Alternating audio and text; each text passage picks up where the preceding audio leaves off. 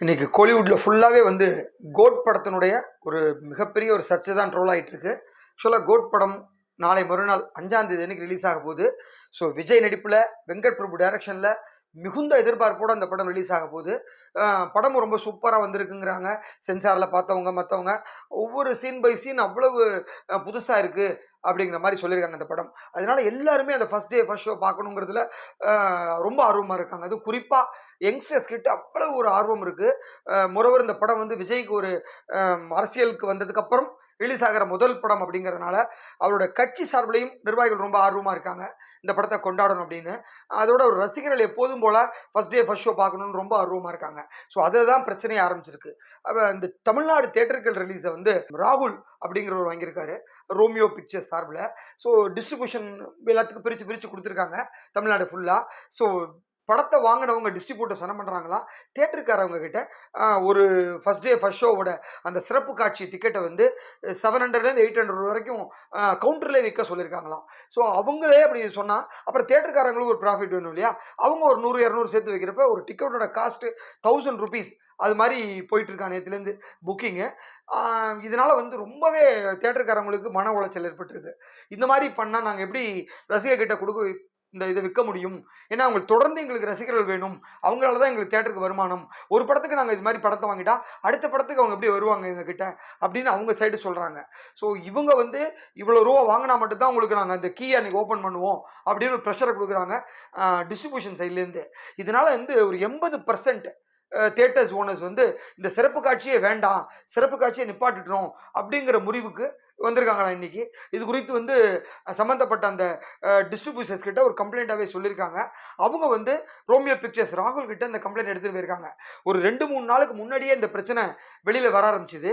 அப்போவே வந்து எல்லாரும் இது குறித்து அந்த ரோமியோ பிக்சர்ஸ் நிர்வாகத்தில் கேட்டபோது அப்படிலாம் எதுவுமே கிடையாது, நாங்கள் தியேட்டர்கள் ரைட்ஸ் வாங்கி டிஸ்ட்ரிபியூட்டர்ஸ் கொடுத்துருக்கோம், ஸோ எப்போதும் கவுண்டர் என்ன ரேட்டில் கொடுக்குறாங்களோ அந்த ரேட்டு தான் விற்க சொல்லியிருக்கோம் அப்படின்னு உங்களோட விளக்கத்தை கொடுத்தாங்க. இது தவறான தகவல் அப்படின்னு சொன்னாங்க. ஆனால் இன்னைக்கு திருப்பியும் நேற்றுலேருந்து இந்த பிரச்சனை ஜாஸ்தி ஆகிருக்கு. இது தியேட்டர்கள் சைடில் விசாரிச்சப்பையும் அவங்களும் இதை பல பேர் இது மாதிரி தான் எங்களுக்கு இருக்குது அப்படிங்கிற மாதிரி சொல்கிறாங்க.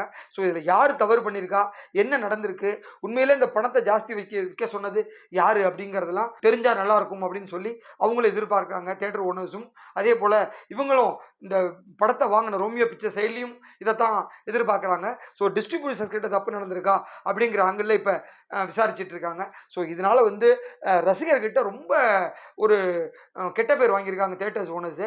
இதுக்கிடையே பார்த்தீங்கன்னா தமிழ்நாட்டில் மட்டும் இந்த சிறப்பு காட்சிக்கு ஒரு காட்சிக்கு மட்டும்தான் அனுமதி. ஸோ 9 மணின்னு தான் இப்போதைக்கு பிளான் பண்ணியிருக்காங்க.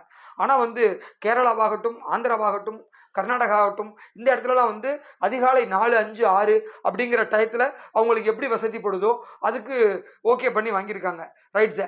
அதனால வந்து இப்போது பக்கத்தில் ஹோசூர் தாண்டினா பெங்களூர் பார்டரு, அங்கே 5 மணிக்கு படம் பார்த்துடலாம். இந்த பக்கம் நகரியை தாண்டினா ஆந்திரா பார்டரில் கிளம்புற 4 மணிக்கே படம் பார்த்துடலாம். அப்புறம் வந்து கேரளாவில் பார்த்தீங்கன்னா கிளம்புற 6 மணிக்கு சிறப்பு காட்சி விஜய்க்கு, அதில் பார்த்துடலாம். அதனால இப்போ விஜய் ரசிகர்கள்லாம் வந்து இங்கேருந்து எங்கேயாவது பக்கத்து மாநிலத்துக்கு போய் படத்தை பார்த்துட்டு வந்துடலாம் அப்படின்னு முடிவு பண்ணி நிறைய டிக்கெட்ஸை வந்து பஸ்ஸு அண்டு ட்ரெயினில் புக் பண்ண ஆரம்பிச்சிருக்காங்களாம். நாளைக்கு மார்னிங் அங்கே ரீச் ஆகிறதுக்கு சில பேர் கார் இருக்குவாங்க, காரை போட்டுட்டு கிளம்பிடலான்னு சொல்லி ஃப்ரெண்ட் சர்க்கிளில் ஒரு கூட்டமாக ஆள் சேர்த்துட்டு இருக்காங்க. ஸோ இந்த மாதிரி ஒரு நிகழ்வு நடந்துட்டு இருக்கு. விஜய் படம் அப்படின்னாலே தியேட்டர்கள்லாம் திருவிழா ஆகிடும். அதனால இந்த 5ஆம் தேதி கோட் திருவிழா வைக்கணும் அப்படின்னு முடிவு பண்ணியிருக்காங்க. ஏன்னா இப்போ தான் வந்து தமிழக வெற்றி கழகத்தின் சார்பில் தனது கட்சி கொடியை அறிமுகப்படுத்தினார்.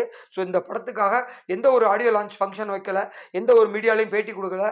இன்கேஸ் ப்ரமோஷனே கம்மின்னு சொல்லணும் லியோ மற்ற படங்களை கம்பேர் பண்ணுறப்ப.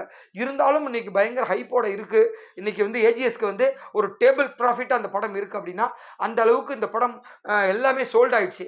அதாவது Tamil Nadu theatrical rights, Overseas rights, அப்புறம் வந்து digital rights, OTT rights, satellite rights, அப்புறம் ஆடியோ ரைட்ஸுன்னு எல்லா பக்கமும் வித்து திந்துருச்சு. அநேகமாக கல்பாத்தி, அகோரம் அண்ட் ஏஜிஎஸ் கம்பெனிக்கு இது ஒரு பெரிய ப்ராஃபிட்டபிள் படமாக அமைஞ்சிருக்கு.